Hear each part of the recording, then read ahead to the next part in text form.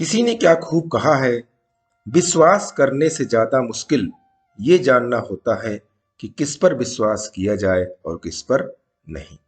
नमस्कार दोस्तों, मेरा नाम प्रेम प्रकाश पांडे है। आज अपने चैनल पर एक नई बेहतरीन मोटिवेशनल स्टोरी लेकर के आया हूं, जिसका शीर्षक है विश्वास करने में जल्दबाजी ना करें।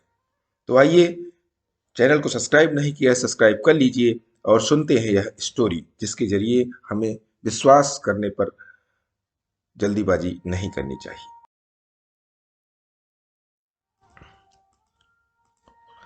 एक गांव में एक किसान रहता था। वह बहुत सीधा साधा और भोला भाला था। कुछ दिनों में से वह कुछ नए खेत खरीदना चाहता था। उसी गांव में एक ठग आया। उस ठग को जब पता चला कि किसान एक खेत खरीदना चाहता है, तो उसने किसान को ठगने की योजना बनाई।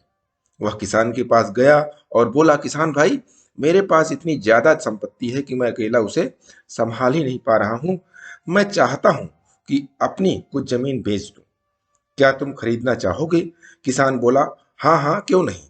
मैं स्वयं भी कुछ दिनों से जमीन का एक टुकड़ा खरीदना चाहता हूं, लेकिन खरीदने से पहले मैं उसे देखना चाहता हूं। वह ठग खुशी खुशी किसान को एक बड़े से खेत की तरफ लेकर गया। वह बताते हुए बोला, यह देखो किसान भाई, यह मेरा खेत है। इस खेत के आखिर में एक झोपड़ी और एक कुआं भी है। वह भी मैं बेचना चाहता हूं, लेकिन वह कुआं इन सबसे महंगा है, क्योंकि वह एक चांदी का कुआं है। उस कुएं की तले में चांदी ही चांदी है। यह बात सुनकर किसान को बहुत आश्चर्य हुआ। ठग जानता था कि किसान को आसानी से वह अपने झांसे में ले सकता है, इसलिए उसने पहले ही उस कुएं के अंदर चांदी के सिक्कों से भरी हुई बाल्टी रखी थी। किसान को लेकर ले जाकर उसने आंखों के सामने उसने बाल्टी खींची। किसान की आंखें फटी की फटी रह गई। वह बाल्टी तो सिक्कों से भरी हुई थी। किसान ने सोचा कि अगर यह कुआं खरीद लेता हूं, तो हमेशा के लिए मेरी पैसों की समस्या खत्म हो जाएगी। किसान ने पूछा, इस कुएं को कितने में बेचोगे? ठग बोला, वैसे तो इसकी कीमत 100 सोने के सिक्के हैं,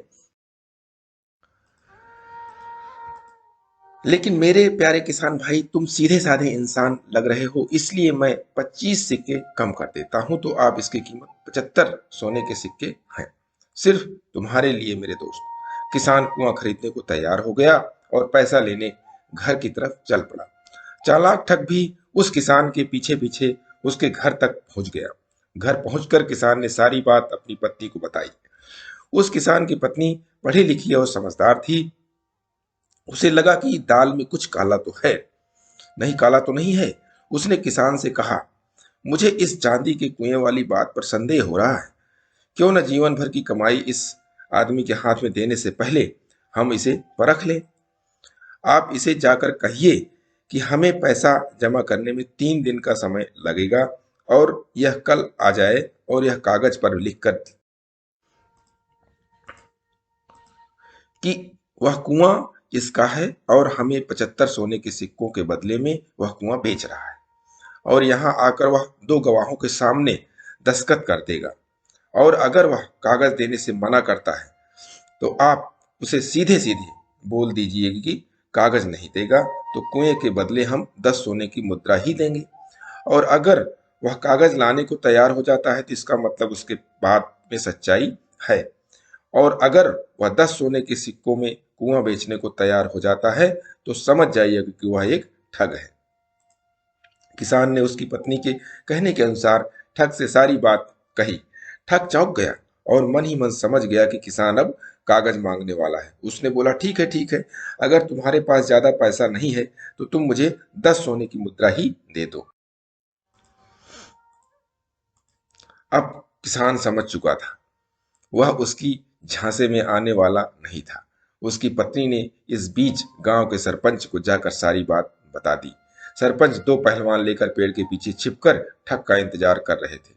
जैसे ही ठग ने 10 सोने के सिक्के वाली बात मानी, पहलवानों ने जाकर उसे पकड़ लिया, और इस तरह वह किसान अपने समझदार पत्नी के कारण ठगी होने से बच गया। तो दोस्तों, इस कहानी से हमें 2 शिक्षा मिलती है। किसी भी अनजान व्यक्ति पर आंख मूंद कर भरोसा नहीं करना चाहिए। अपने होशियारी और समझदारी से आप बड़े से बड़े नुकसान से बच सकते हैं। तो दोस्तों, अपने जीवन में विश्वास और ईमानदारी दोनों चीजें बनाए रखिए और प्रतिदिन सुबह 5:30 बजे एक नई कहानी, एक नई उमंग से करें दिन की शुरुआत। तब तक के लिए छोटों से मिले प्यार, बड़ों से मिले आशीर्वाद और भगवान के सहारे के साथ यही कहूंगा कि काम तो सभी करते हैं, पर काम करो कुछ ऐसा कि उदाहरण बन जाए। स्टोरी अच्छी लगी लाइक कीजिए, शेयर कीजिए और कमेंट्स कीजिए, और अभी तक चैनल को सब्सक्राइब नहीं किया सब्सक्राइब कर लीजिए और नई नई बेहतरीन मोटिवेशनल स्टोरी पाने के लिए प्रेस बेल आइकन।